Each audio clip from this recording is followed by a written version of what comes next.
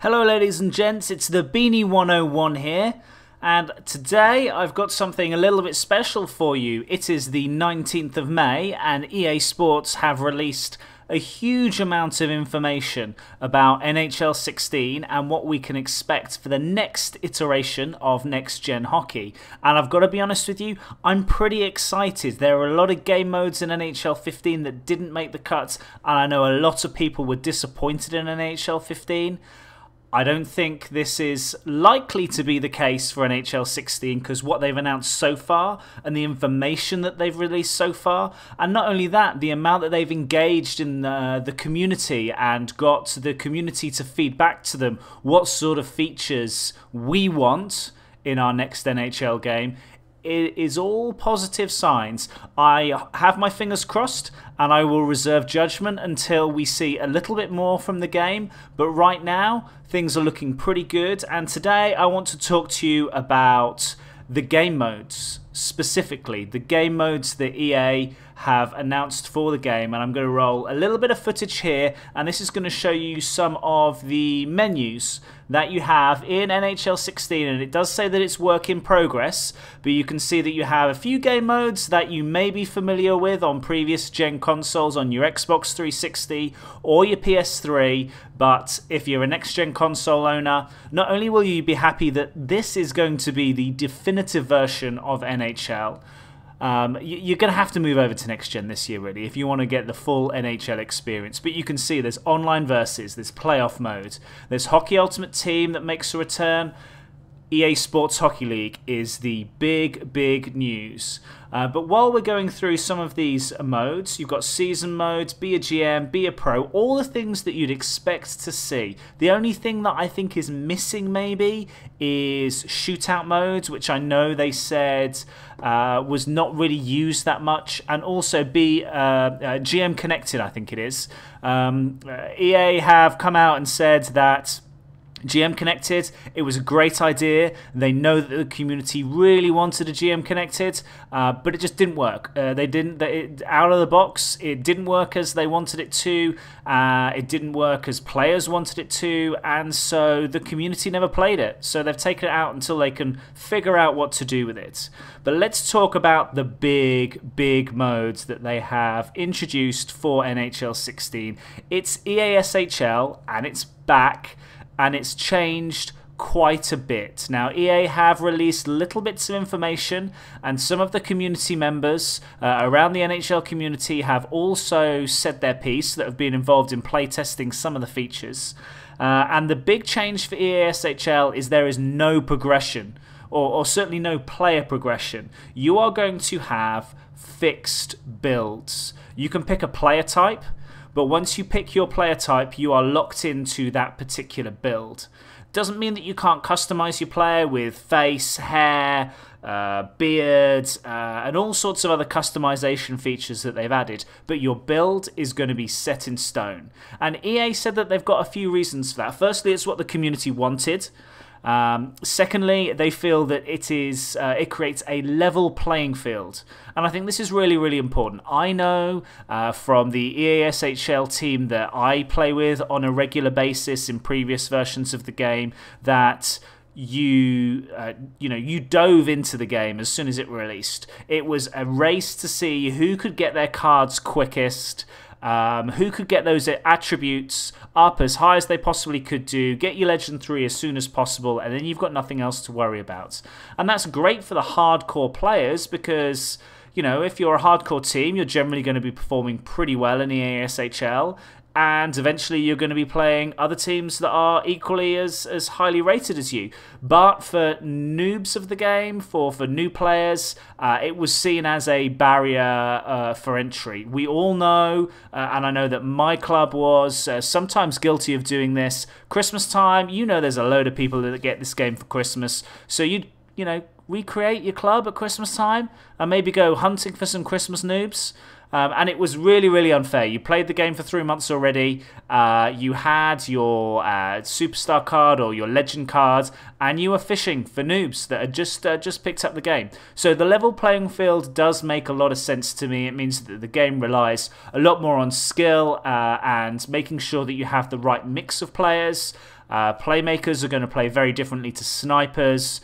Grinders are going to play very, very differently to power forwards, and your D-man, you've got some variation there. I'd like it if they have a few more player types, and EA have said a couple of things so far about the player types that you're going to have in EASHL. Firstly, everybody is going to have fixed speed. So speed, acceleration, agility, those kind of stats that people used to pump harder than anything else to try and gain an advantage, you're going to be locked down to the same sort of attributes for those sort of speed and acceleration attributes. We do also know that they've got some surprises about some sort of progression that they are going to have for people that play the game a lot.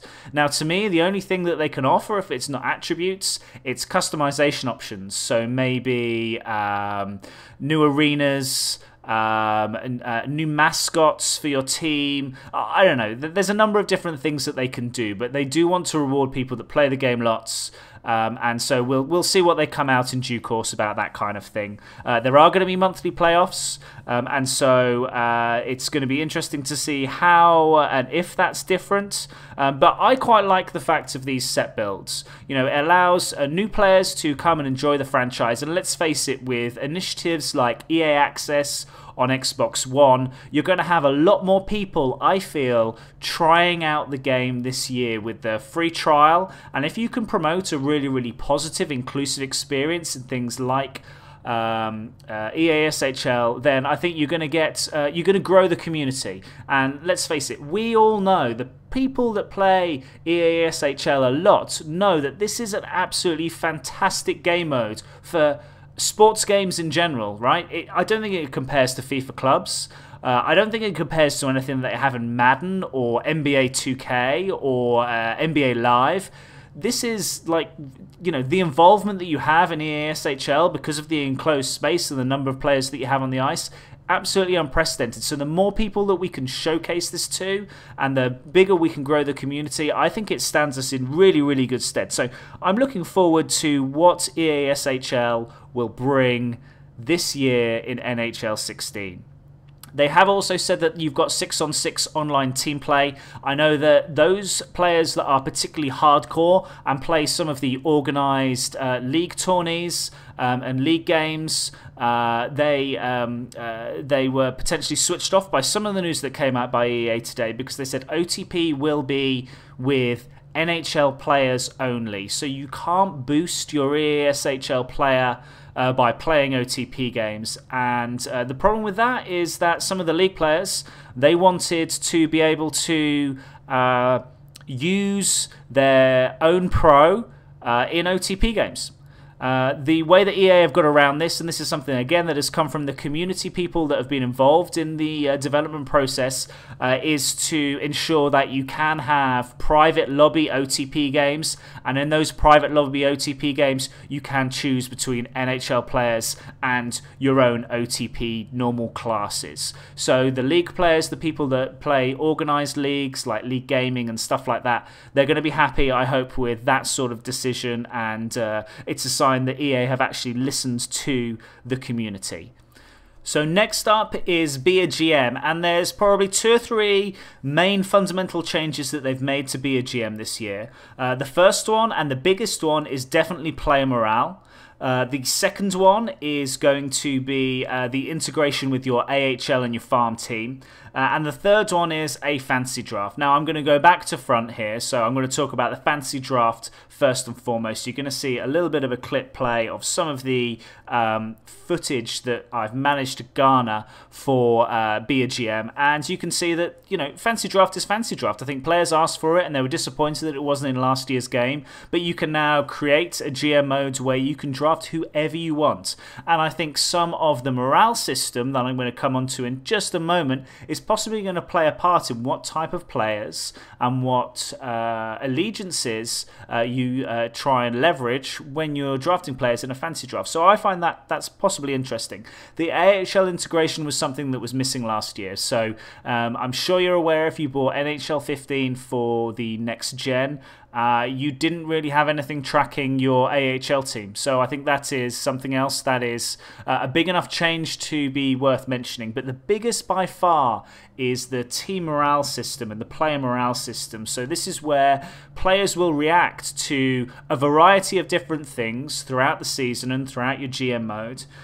Players they build relationships and they have friends. So, for example, the example that many people have used are like Daniel and Henrik Sedin. So they are, every player is going to have another player that is their best mate. Someone that they really get on with, someone that if you trade away or if you, say things that are demoralizing to one player, it may have a knock-on effect to the other. So Daniel and Henrik Sedin, really, really good example, very clear example. They're brothers.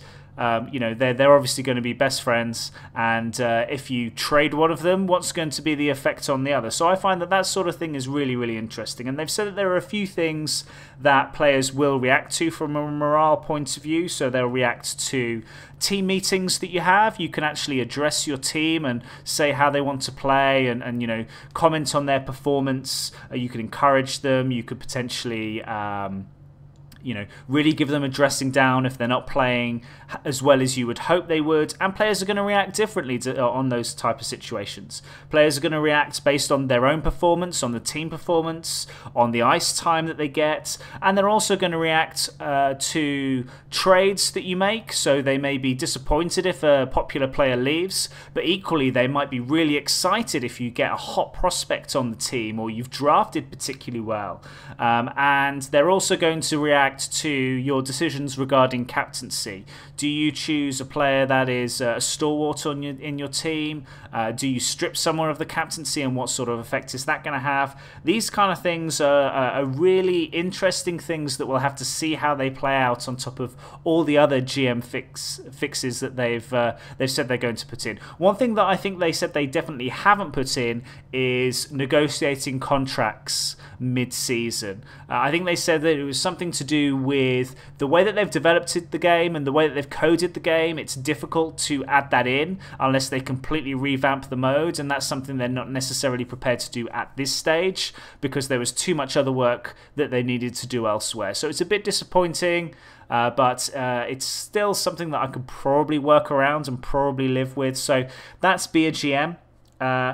Hockey Ultimate Team, not too many changes that they've announced here, but a couple of big ones that were glaring omissions last time round, and that was your ability to play a friend.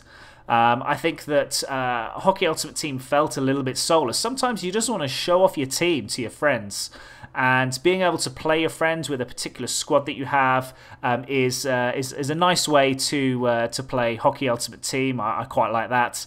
And also offline seasons. I think that if you look at Madden Ultimate Team, if you look at FIFA Ultimate Team, if you look at NBA 2K and their kind of Ultimate Team mode and NBA Live, they all have an offline progression system rather than just the one-off games that you had in NHL 15. So that's something that is going to make a return to this year's game in NHL 16, and it's something that I'm certainly keen to try out and see how that works.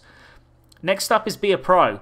Be a Pro was a very, very bare bones mode last year in NHL 15, but this time the biggest change is, hallelujah, you can sim to your next shift. This is a functionality that pretty much made Be a Pro pointless to me. Having to sit through entire games, really annoying. Being able to sim to next shift means that you can also adjust your ice time. It just plays a lot more realistically. So I'm hoping that is going to be a really worthwhile addition. And the next big thing is the way that they've assigned progression. So this is going to take the form of something very, very similar to the FIFA series and what you see in FIFA at the moment with your Be a Pro, whereby your accomplishments on the ice will determine how you grow as a pro. So if you throw a lot of hits, your hitting attributes are going to go up, your aggression's going to go up. If you poke check successfully, if you have a lot of takeaways, then those sort of stats are going to go up.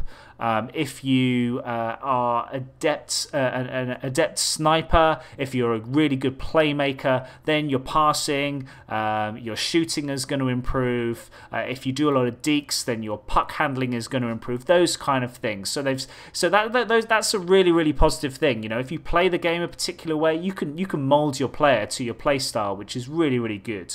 They have said that there are certain attributes that won't be based on ice activity, and for those stats to improve those sort of attributes, then you can assign your training, what sort of skills and attributes you want to train. So I'm thinking those are going to be things like your agility, your speed, some of your more physical attributes, perhaps things like offensive and defensive awareness, but those sort of attributes that you can't necessarily track via stats and numbers that you put up in game. I think you will be able to assign training regimes, and you will be able to use XP to improve those sort of areas. So Be a Pro looks like it's going to be much more positive. The other big thing is the fact that you will not be locked into your NHL team as soon as you're drafted. You can come up from the CHL. You can spend some time in the AHL. So all of those things are going to be really, really beneficial. And you know what? Let's face it, these are all things that we've seen in previous iterations of the game. The XP and the way that you grow your attributes is definitely new to the NHL series, but it is something we've certainly seen in FIFA before. But I think it adds a little dose of realism to the way that you play Be a Pro. So I'm happy for those kind of things. So what do you think to some of the changes of the game modes that you've seen in NHL 16 so far and the things that EA have announced? Leave your comments below. Let me know what you think. And is there anything that's been left out that you would really want to see in future iterations of the game? Now, EA have certainly not ruled out the fact that they'll do something similar to this year and patch in new things. So maybe they are able to patch in online shootouts or anything else. I don't think GM Connected is maybe going to get in, but we'll have to wait and see. But let me know what you think in the comments below. Don't forget to like this video. Don't forget to subscribe if you want to see some more footage, some more details on NHL 16 as soon as it arrives, as well as my own personal thoughts on what I think on what's being announced and what I'm excited for. But thank you ever so much for watching, and I'll catch you again next time.